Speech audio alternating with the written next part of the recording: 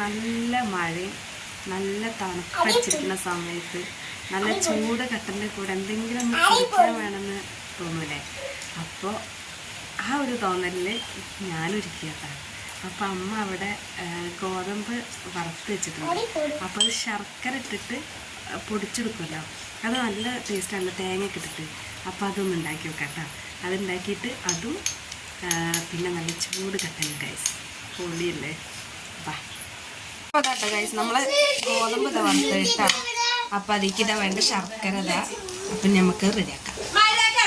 ഞങ്ങളെ വീട്ടിൽ തേങ്ങയല്ലേ ഗൈസ്, അപ്പോൾ അതുകൊണ്ട് അത് മാത്രം സ്കിപ്പ് ചെയ്തിട്ട് ബാക്കി രണ്ടും ഇതാ ഗോതമ്പ് വറുത്താൽ നമുക്ക് ജാറിക്ക് ഇട്ട് കൊടുക്കാം കേട്ടോ.